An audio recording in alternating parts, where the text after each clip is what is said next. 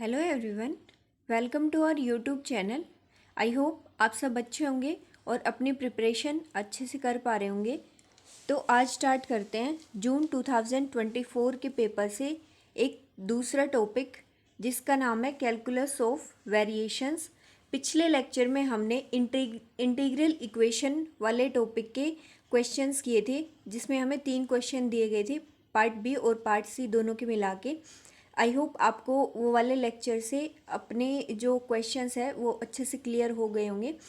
और इस वाले लेक्चर में हम यही जो कैलकुलस ऑफ वेरिएशन के 2 क्वेश्चंस पूछे गए थे इस बार जून 2024 वाले एग्ज़ाम में, जो 25 जुलाई को कंडक्ट हुआ था, तो वही दोनों क्वेश्चंस को हम करेंगे। दोनों ही क्वेश्चन पार्ट सी में पूछे गए थे। 4.75 मार्क्स का एक क्वेश्चन, तो आप लगा सकते हो 4.75 के का एक क्वेश्चन, और दोनों ही क्वेश्चन ये लगा लो हमारा 10 नंबर के लगभग कंटेंट पूछा गया था इसी वाले कैलकुलस ऑफ वेरिएशन से। और इसमें थोड़ा सा ही लिमिटेड सा ही सिलेबस होता है, ज़्यादा लेंथी सिलेबस नहीं होता है।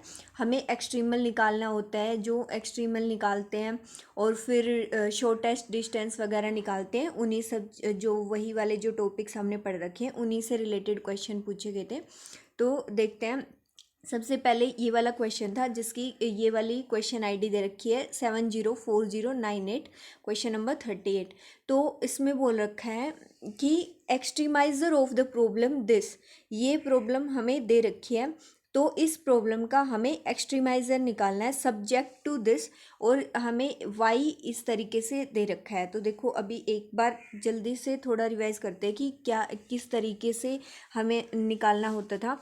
तो हमारे पास क्या दिया होता है, एक इस तरीके से इंटीग्रल टाइप की इक्वेशन दी हुई होती है, और उसमें जो ये यहाँ पर जो फंक्शन दिया हुआ होता है जिसका हमें इंटीग्रेशन करना होता है, तो ये इसको हम ऐसे आई ऑफ वाई या फिर जे ऑफ वाई से रिप्रेजेंट करते हैं। J of Y is equal to this, और ऐसे इंटीग्रेशन लेके इस 1/2 को भी अंदर ले जा सकते हैं क्योंकि ये कांस्टेंट ही है। तो ये वाला जो अंदर वाला फंक्शन होता है ये 1/2 इंटू में ये यहाँ पर जो लिख रखा है वाई डैश एक्स का square plus Y of X का whole square into D X, तो ये वाला जो फंक्शन होता है 1/2 को भी साथ में ले सकते हैं, ये कांस्टेंट है।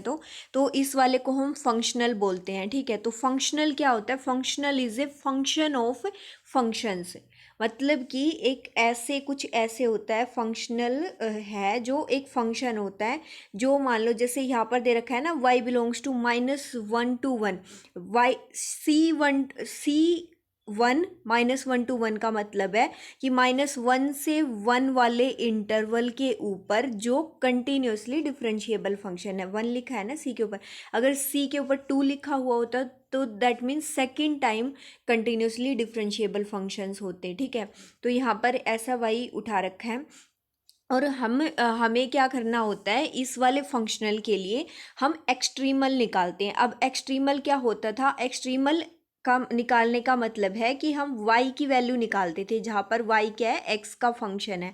ठीक है, तो यहाँ पर हमें y की वो वैल्यू निकालनी होती है जिस वैल्यू के लिए हमें ये जो फंक्शनल है वो वाला फंक्शनल एक्सट्रीम वैल्यू दे दे। ठीक है, एक्सट्रीम वैल्यू दे। तो एक्सट्रीम वैल्यू में 2 तरीके की वैल्यू हो सकती थी, या तो मैक्सिमम वैल्यू या फिर मिनिमम वैल्यू। ठीक है, जैसे कि हम पहले एक्सट्रीमा, अपने फंक्शन का एक्सट्रीमा निकालते थे, तो एक्सट्रीमा का मतलब वो होता था ना, जिस पॉइंट के ऊपर डेरिवेटिव 0 हो गया वहाँ पर एक्सट्रीम वैल्यू मिल सकती है। ठीक है, पॉसिबल पॉइंट ऑफ एक्सट्रीमा होते थे, फिर उसके लिए आगे प्रोसेस चेक करते थे सेकेंड डेरिवेटिव से। तो वहाँ पर एक्सट्रीमा का मतलब होता था या तो वहाँ पर फंक्शन का मैक्सिमा मिलेगा या मिनिमा मिलेगा। दैट मीन्स या तो फंक्शन की मैक्सिमम वैल्यू मिलेगी या फंक्शन की मिनिमम वैल्यू मिलेगी।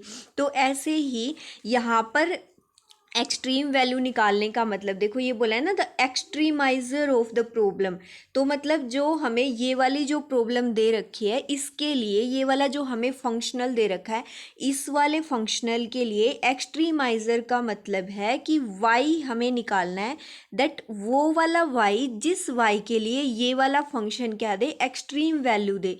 अब एक्सट्रीम वैल्यू में जैसे एक्सट्रीमा में 2 चीज़ें होती थी, या तो मैक्सिमा या मिनिमा। ठीक है, तो तो अभी क्या है कि हमें इस वाले फंक्शनल का, जैसे पहले हम 12th क्लास में और फिर ग्रेजुएशन में तो हम जब किसी फंक्शन का मैक्सिमा या मिनिमा निकालते थे, अभी हमें क्या निकालना है, इस वाले फंक्शनल का मैक्सिमा या मिनिमा निकालना है, ठीक है। और अब मैक्सिमा या मिनिमा में अभी इन्होंने पहले बोल रखा है कि minimum of this, that means हमें एक्सट्रीमा में भी मिनिमा निकालना है, मतलब मिनिमम वाली एक्सट्रीम वैल्यू निकालनी है, ठीक है। तो ये वाला जो हमें फंक्शनल दे रखा है उसके लिए हमें ऐसा y ढूंढना है जिस y को पुट करके यहाँ पर इस वाले फंक्शनल की मिनिमम वैल्यू मिले, ठीक है। अब दो चीज़ें होती हैं, जैसे कि एक तो जिस पॉइंट के ऊपर हमें मिनिमा मिलेगा, जैसे हम ये बोलते थे ना कि इस पॉइंट के ऊपर, ये वाले पॉइंट के ऊपर डेरिवेटिव 0 है, तो इस पॉइंट के ऊपर हमें मान लो मैक्सिमा या मिनिमा मिल सकता है, और हमने सेकंड डेरिवेटिव चेक करके ये देख लिया कि वहाँ पर मिनिमा मिल रहा है।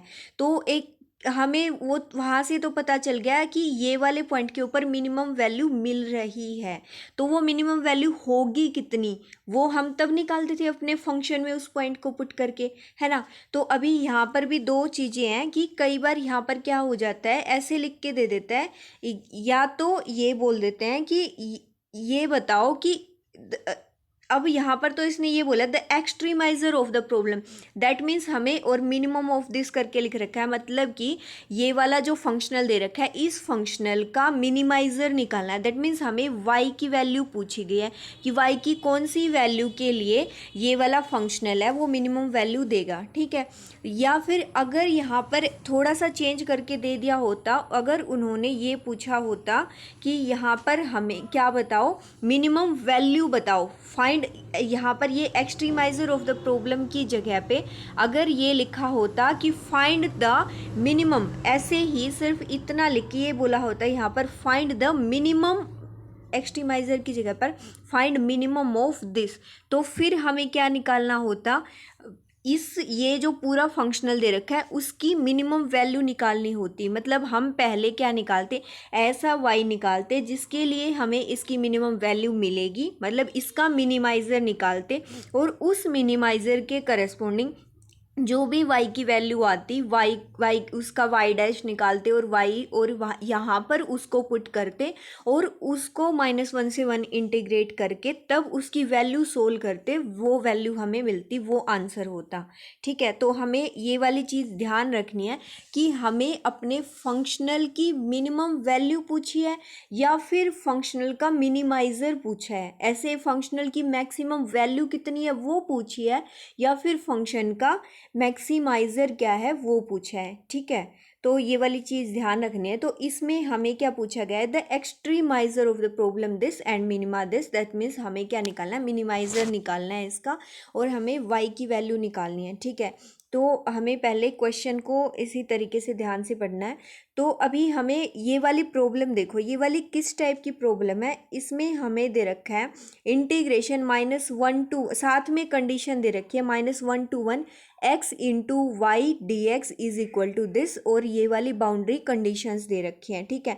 मतलब कि जो हमारा जो एक्सट्रीमम आएगा, जो मिनिमम आएगा y, वो वाला y एक तो इस वाले इंटीग्रल की वैल्यू को सेटिस्फाई करेगा और साथ में इन वाली बाउंड्री कंडीशंस को सेटिस्फाई करेगा, ठीक है। तो अभी एक चीज़ याद करो, जब हमें इस तरीके से फंक्शनल दिया हुआ होता है, जैसे अगर जब हमें एक ही इक्वेशन दी हुई होती है और कंडीशन दी हुई होती है, उसके केस में हमारी वो सिंपल वेरिएशनल प्रॉब्लम बन जाती है, ठीक है। तो उसको हम आइलर लैंग्रेज इक्वेशन लगा करके हम उसका एक्सट्रीमल निकालते थे, ठीक है। अभी आइलर लैंग्रेज इक्वेशन क्या होती है वो भी हम देखेंगे। तो अभी लेकिन जब इस टाइप की साथ में ये वाली टाइप की कंडीशन दी हुई होती थी ना, जैसे कि अगर हमें कुछ ऐसा दिया हुआ होता था कि j of y is equal to integration -1 to 1 f of x y dash d of x, यहाँ पर साथ में कोई भी 1 के ऊपर -1 के ऊपर बाउंड्री कंडीशंस दे देंगे, और साथ में क्या दिया होता था, सच y इज इन, कुछ ऐसी कंडीशन को सेटिस्फाई, साथ में कुछ ऐसा दे रखा है g of x y dash d x is equal to some constant, यहाँ पर 0 भी हो सकता है, 1 - 1 कुछ भी कॉन्स्टेंट हो सकता है, ऐसे ही -1 से 1 करके लिमिट दे सकते हैं। तो अब यहाँ पर ये वाला केस जब होता था, ये वाली सिंपल वेरिएशनल प्रॉब्लम ना होके इस वाली को हम एक स्पेशल टाइप की वेरिएशनल प्रॉब्लम बोलते थे, जिसका नाम था आइसोपैरामीट्रिक प्रॉब्लम। कौन सी? आइसोपैरामीट्रिक वेरिएशनल प्रॉब्लम। क्यों? क्योंकि हमें ये वाला हमारा जो फंक्शनल है, जैसे यहाँ पर हमारा f of x Y Y dash क्या दे रखा है, ये वाला 1/2 इंटू वाई डैश का स्क्वायर प्लस वाई का स्क्वायर, ये तो हमारा f of x Y Y dash हमें दे रखा है। ठीक है, साथ में कंडीशन क्या दे रखी है, ये वाली देखो, इंटीग्रेशन -1 से 1 G of x Y, G of x Y Y dash, इसका इंटीग्रेशन इक्वल टू 0। तो ये वाली कंडीशन दे रखी है, साथ में ये वाली जो हम बोले थे -1 to 1, ये वाली। तो यहाँ पर जी क्या दे रखा है हमें, जी दे रखा है x into Y of x, that means x into Y हमें जी की वैल्यू दे रखी है। तो इस टाइप की वेरिएशनल प्रॉब्लम को हम आइसोपैरामीट्रिक प्रॉब्लम बोलते थे, जब हमें साथ में कुछ ऐसी इंटीग्रल वाली कंडीशन देकर कोई ऐसा फंक्शन दे देता था तब। और जब सिर्फ इसी वाली टाइप की ऊपर ऊपर वाली ये वाली टाइप की होती थी, तो इसको हम सिंपल वेरिएशनल प्रॉब्लम बोलते थे। ठीक है, तो अभी हमें क्या करना है, सिंपल वेरिएशनल प्रॉब्लम जब होती थी तो उसके लिए हम किस तरीके से लिखते थे। सबसे पहले तो हमें क्या करना होता है, जो हमें एफ और जी जो फंक्शन दे रखे हैं उन दोनों को मिलाकर हमें एक फंक्शन बनाना है। तो उसको हम कुछ ऐसे मान लेते थे कि h of x Y Y dash is equal to ऐसे करके f of x Y Y dash जो भी हमें दे रखा है प्लस के लैम्डा इंटू जी। ठीक है, एफ भी एक्स वाई वाई डैश का फंक्शन है और जी भी एक्स वाई वाई डैश का फंक्शन है। तो हम ऐसे करके प्लस लैम्डा इंटू जी कर लो या फिर माइनस लैम्डा इंटू जी कर लो। ठीक है, वहाँ ये लैम्डा कॉन्स्टेंट है तो वो प्लस या माइनस इसी के साथ एडजस्ट हो जाता है।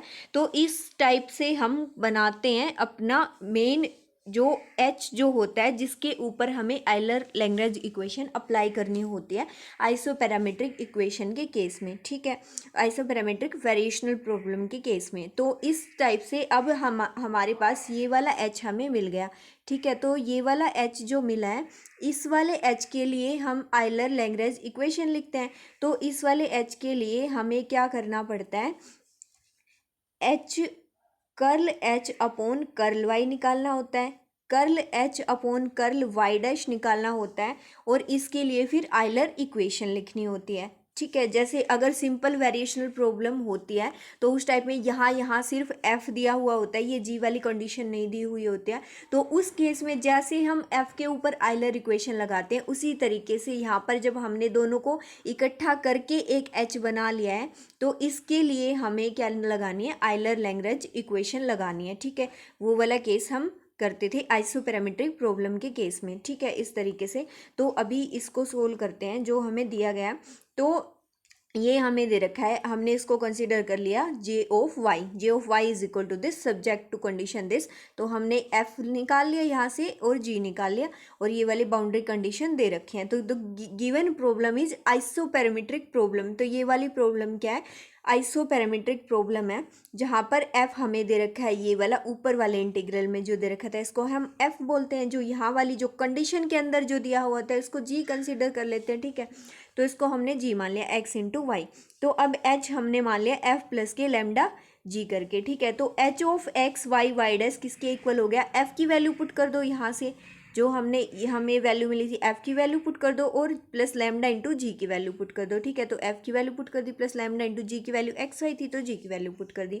ठीक है, तो हमें f और g की वैल्यू पुट करने के बाद अभी हमें क्या करना है, कर्ल h के ऊपर आयलर लैग्रेंज इक्वेशन लगानी है। Curl h upon curl y, curl H upon curl y किया तो हमें ये वाली value curl H upon curl y की मिल गई, y plus k lambda into x.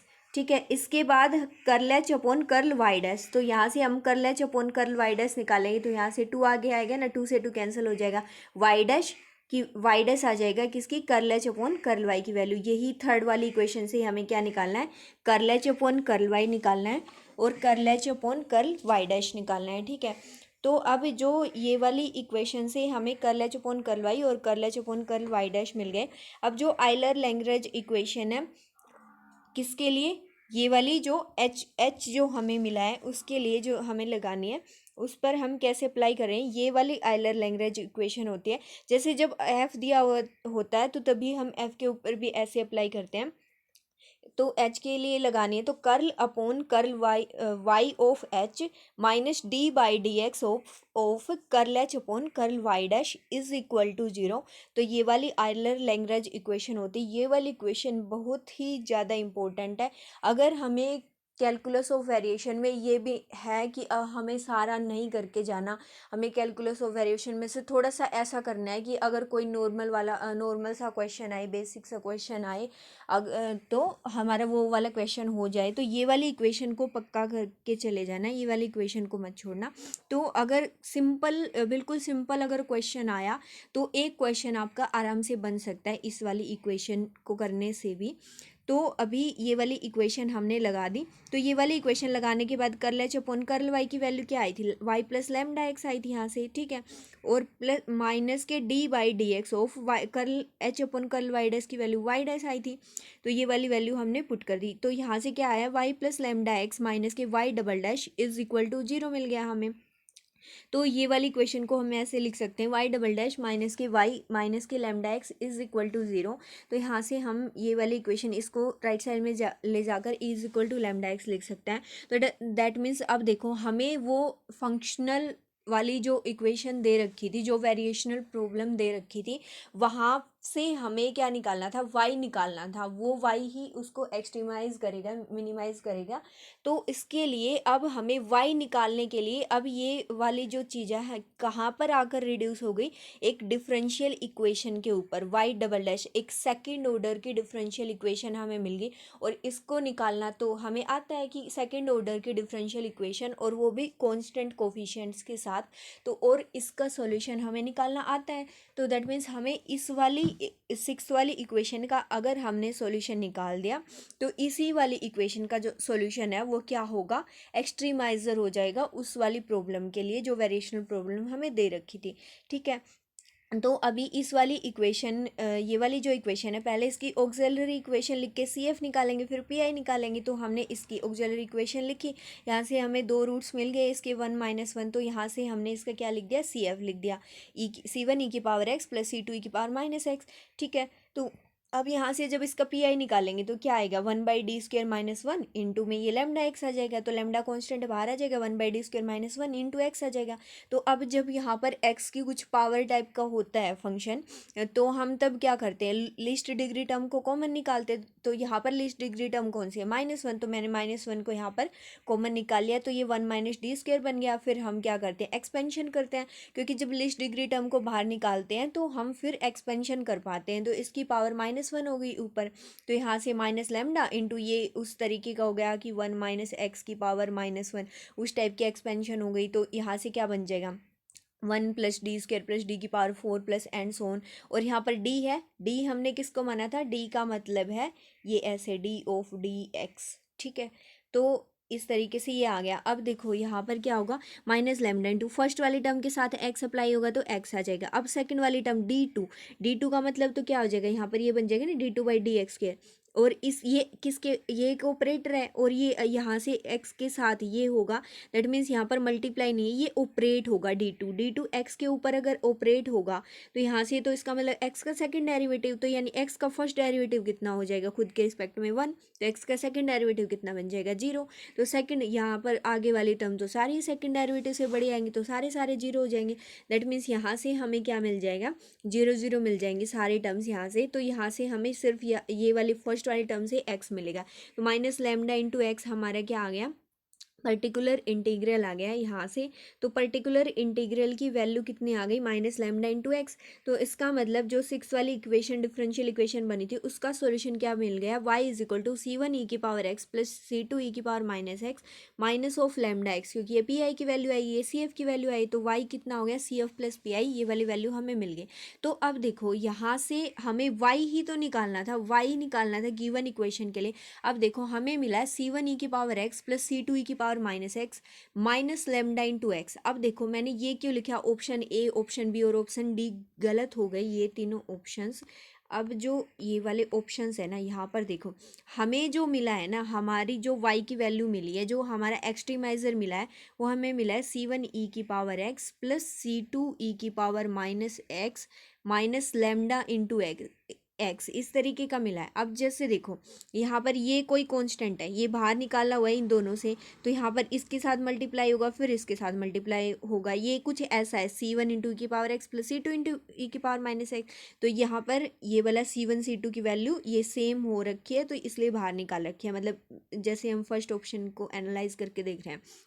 तो साथ में क्या लिख रखा है, e⁻x और e⁻−x वाली जो टर्म्स हैं उनके साथ में यहाँ पर कौन सी टर्म लिख रखी है, ये वाली x² - 1। लेकिन हमारी तो क्या है, ये माइनस लेमडा इंटू एक्स, और लेमडा तो कोई भी रियल नंबर है यहाँ पर, तो यहाँ पर कभी भी हमारी टर्म ऐसी नहीं बन सकती x की 2 पावर वाली, तो हमारी तो लीनियर बन रही है हमेशा।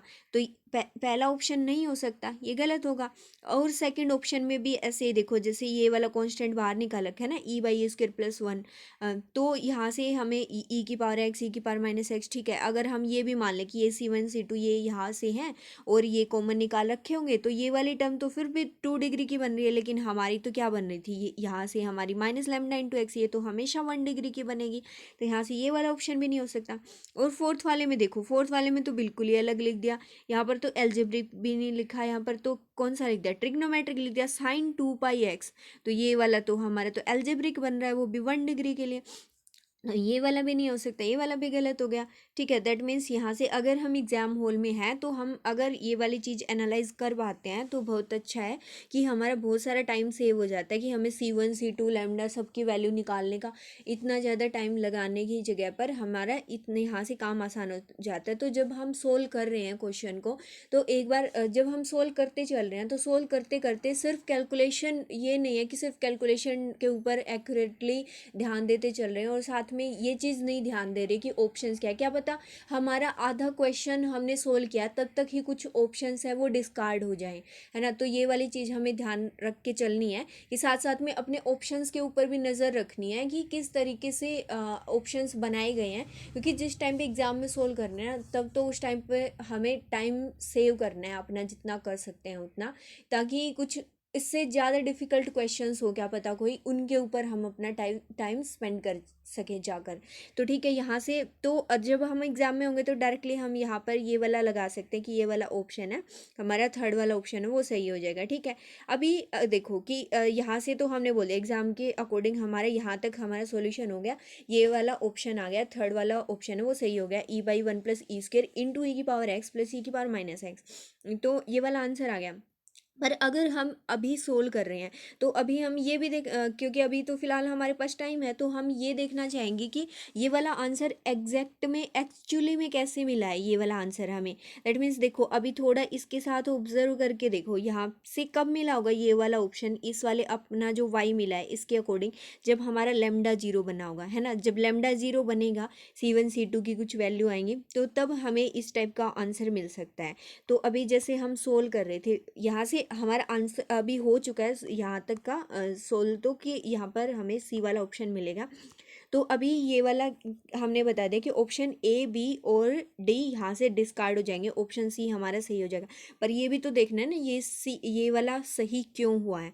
ठीक है, तो अगर हम फर्दर इसको सोल्व करते हैं तो ये हमें वाई मिल गया, तो हमें ये पता है जो गिवन कंडीशन दे रखी थी ना, इंटीग्रेशन जी वाला फंक्शन = 0 या 1 जो भी हमें दे रखा था, उसको हमने इक्वेशन नंबर सेकंड माना था, =0 दे रखा था। देखो जो सेकंड जो इसको हमने सेकंड इक्वेशन माना था, ये वाला integration -1 to 1 x × yx dx = 0। ठीक है, तो ये वाली कंडीशन को सेटिस्फाई करेगा। अगर हमारा जो ये y निकल के आया है ये एक्सट्रीमाइज़र है, तो इस वाली कंडीशन को सेटिस्फाई करेगा। तो इस इंटीग्रल के अंदर हम वैल्यू पुट कर देंगे, तो x × y integration -1 to 1 dx = 0 satisfy करना चाहिए इसको। ठीक है, तो इसको अगर सेटिस्फाई करेगा तो मैंने यहाँ पर क्या कर दिया, ये वाली जो y की वैल्यू आई थी इसके साथ x की मल्टीप्लाई करा के, तो c1 × x e⁻x plus c2 × x e⁻−x minus lambda into x², इसका इंटीग्रेशन क्या होना चाहिए, 0 होना चाहिए, क्योंकि x × y का इंटीग्रेशन क्या था, 0 दे रखा था। तो यहाँ पर ये वाली वैल्यू पुट कर दी। अब ये वाले इंटीग्रल को हम सोल्व करेंगे, ये वाले इंटीग्रल को सोल्व करेंगे तो कॉन्स्टेंट्स को बाहर निकाल लिया, बाकी जो वेरिएबल वाली टर्म थी उनको अंदर लिख दिया, फिर u इंटू वी लगा के इसका इंटीग्रेशन कर दिया। तो यहाँ से जब हमने इंटीग्रेशन कर दिया ये वाली पूरी टर्म का, तो u इंटू वी लगा के कर सकते हैं। तो ये यहाँ से हमने जब इंटीग्रेशन किया तो लिमिट, फिर उसके बाद हमने इंटीग्रेशन, देखो ये वाली को अब स्क्रीनशॉट ले सकते हैं अगर बाद में सोल्व करके देखना है। तो ये वाली यहाँ से हमने इंटीग्रेशन किया, ये वाली इंटीग्रेशन करने के बाद यहाँ पर अब नेक्स्ट वाली टर्म में क्या करी, यहाँ पर लिमिट पुट कर दी हमने। ठीक है, तो लिमिट पुट करने के बाद हमारे पास ही ये वाली कंडीशन अभी देखो यहाँ तक हो गया। इसके बाद हमने लिमिट पुट कर दी, लिमिट पुट करने के बाद हमें क्या मिला, ये वाली कंडीशन मिल गई 2 इंटू ई की power -1 into C1 minus C2 minus k 2 lambda by 3 is equal to 0। ठीक है, सिर्फ हमने क्या किया है, इंटीग्रेशन किया है और यहाँ से हमें ये वाली इक्वेशन मिल गई। ठीक है, अभी देखो जो गिवन ऑप्शंस दे रखे हैं ना, सारे ही ऑप्शंस में हमें ये चीज़ हम ऑब्जर्व कर सकते हैं कि C1 और C2 बराबर दे रखे हैं। देखो ये वाले जो, अगर ये वाला हम तब करें कि हमें ये नहीं, ये 3 ऑप्शंस को हमने डिस्कार्ड नहीं किया है। ठीक है, तो हम ये निकालना चाह रहे हैं कि एग्जैक्टली हमारे पास ये लेमडा की वैल्यू 0 ही बनेगी। ठीक है, तो अब देखो यहाँ से सारे ही ऑप्शन में क्या कर रखा है, क्योंकि जो हमें फॉर्मेट ऐसा मिला था ना, C1 इंटू ई की power x plus C2 into E की पावर -x माइनस के लैम्डा x, इस तरीके का मिला था, माइनस या प्लस लैम्डा x इस तरीके का है वो मिलेगा।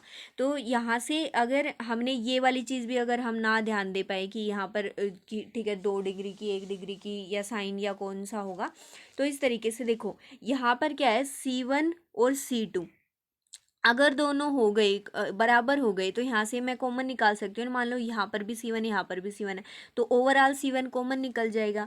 तो यहाँ से C1 इंटू ई की power x plus C2 into E की पावर -x कुछ ऐसा रहेगा। देखो सारे ऑप्शन में ऐसा लिख रखा है, कॉमन निकाल रखा है ई की पावर x प्लस ई की पावर -x, ई की पावर x प्लस ई की पावर -x, इस तरीके से। दैट मीन्स C1 और C2 सारे ऑप्शन में बराबर हैं।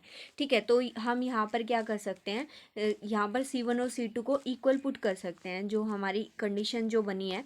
तो अगर हमने C1 और C2 को यहाँ पर कैलकुलेशन करने के बाद जो हमारे यहाँ पर C1 और C2 को इक्वल पुट कर दिया है, तो क्या बन जाएगा, यहाँ से तो 0 बन जाएगा। तो यहाँ से हमें मिल जाएगा -2 into lambda by 3 is equal to 0। That means lambda की वैल्यू कितनी मिल गई, 0।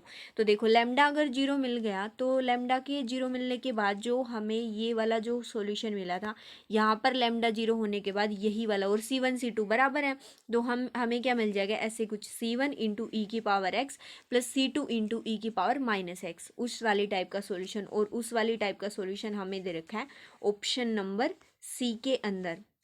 ऑप्शन नंबर सी के अंदर ऐसा दे रखा है C1 इंटू ई की power x plus C2 into E की पावर -x, और C1 C2 सारे ऑप्शन में बराबर हैं। तो C1 मान लो दोनों को, तो C1 बाहर निकाल लिया, ई की पावर x प्लस ई की पावर -x, और लैम्डा 0 हो गया। तो ये वाला ऑप्शन नहीं हो सकता, ये नहीं हो सकता, ये नहीं हो सकता, यही वाला बचा है सिर्फ।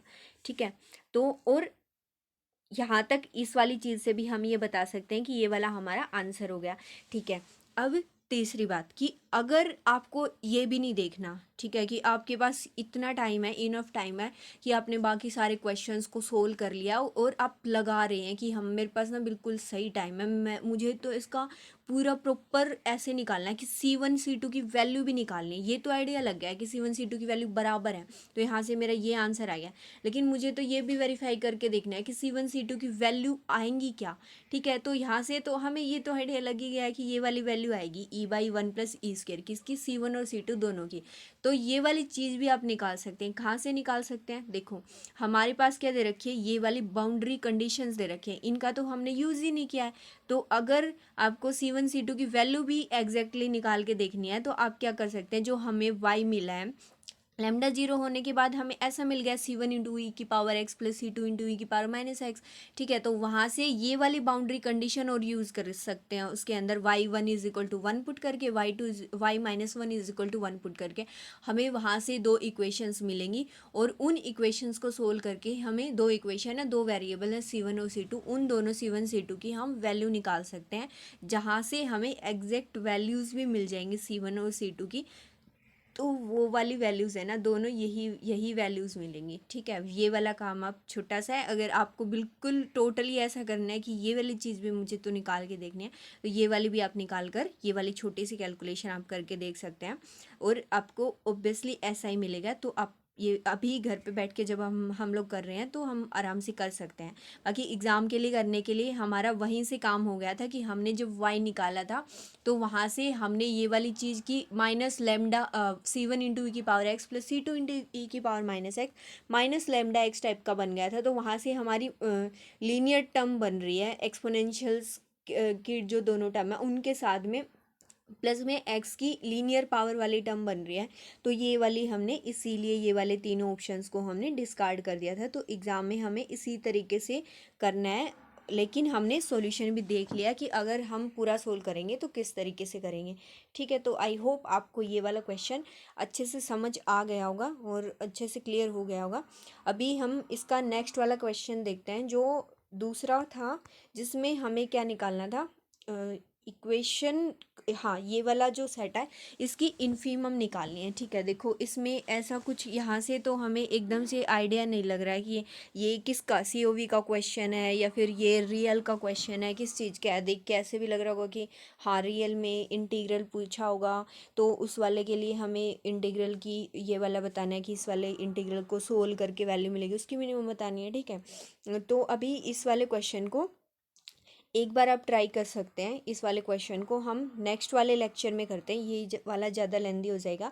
तो इस वाले को हम एक बार, आप इसको एक बार कोशिश करके देख सकते हैं, नहीं तो हम इसको नेक्स्ट लेक्चर में सोल्व करेंगे फुल्ली, जो कि इसमें हमारा शॉर्टेस्ट डिस्टेंस वाला कॉन्सेप्ट यूज़ होगा। उस वाले कॉन्सेप्ट की हेल्प से हम फुल्ली इस साथ में सिर्फ इसी क्वेश्चन को सोल्व नहीं करेंगे, साथ में हम ये वाला जो कॉन्सेप्ट है शॉर्टेस्ट डिस्टेंस वाला उसको भी रिवाइज करेंगे। तो थैंक यू ये वाला लेक्चर पूरा देखने के लिए। तो अभी नेक्स्ट वाले लेक्चर में मिलते हैं, जिसमें हम सिर्फ COV के ये दो ही क्वेश्चन थे, इस वाले क्वेश्चन को सोल्व करेंगे और उसके बाद फिर हम कोई अगला टॉपिक उठाकर लीनियर कॉम्प्लेक्स या फिर डिफरेंशियल इक्वेशन या फिर कोई भी और टॉपिक उठाकर फिर उसके क्वेश्चंस करेंगे जून 2024 वाले पेपर से ही, जिससे हमारी प्रैक्टिस है वो अच्छे से होती रहेगी और हमारे कॉन्सेप्ट है वो भी रिवाइज होते रहेंगे। तो thank you, all the very best.